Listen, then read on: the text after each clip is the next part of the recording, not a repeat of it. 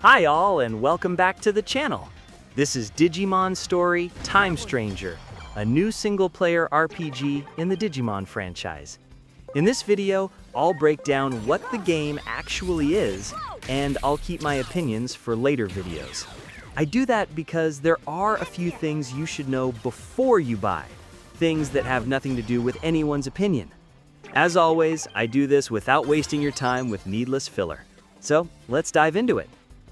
In short, it's a linear, single-player, story-driven RPG that relies heavily on both its narrative and party building systems. Combat focuses on exploiting elemental weaknesses and mixing Digimon types to build effective teams. On paper, it's all pretty deep, but there's a catch that I don't think is always clear. The gameplay loop keeps things simple.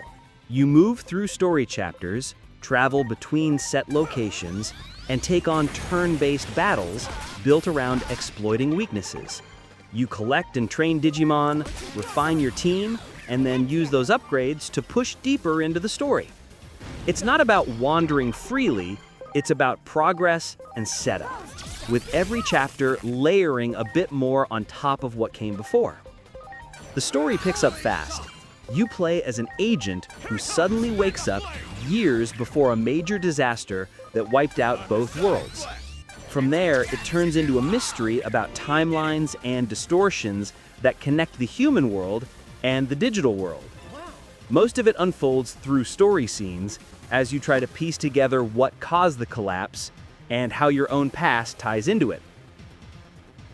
And just like the story, the systems build on each other. Leveling improves stats and unlock new skills, while evolving or de-evolving changes a Digimon's form, role, and growth focus. Elemental affinities decide which enemies they're strong or weak against, which makes party balance matter a lot. Training chips and the Digifarm help you fine-tune stats over time, with the farm letting benched Digimon gain experience or train specific attributes while you're out fighting. Bond levels and personality types also play into growth speed and bonuses, and all of this ties back into the agent skills, your own talent tree that boosts stats, lowers evolution costs, and adds synergy across the team. So yeah, there's a lot going on under the hood. Leveling, evolving, training chips, bond levels, and your own agent skills all connect. But here's the catch. The game doesn't really push you to use any of it at first. Regular battles are so easy that you can just mash through them, which is why I play them at 5 times speed. And since you can always heal your Digimon for free, there's never any strain on your resources either. Then you hit a boss and suddenly realize you were supposed to be preparing all along. If you haven't been training, evolving, or managing your team properly, that's where you'll hit a wall. So even though the systems run deep, the story ends up being what drives you through most of the game, until those difficulty spikes remind you that you should have been using everything the whole time. So if you don't care much about story in these kinds of games, and you can't get yourself to bother with systems unless the game forces you to, it might be a harder one to get through.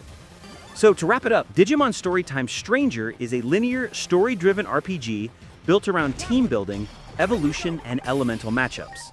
It's easy to play, but mastering its systems is what keeps it interesting once the boss is hit. If you like that, this one might be worth a look. That was it. If you like videos that don't waste your time, please consider liking and subscribing. Regardless, thank you so much for watching, and I hope to see you in the next one.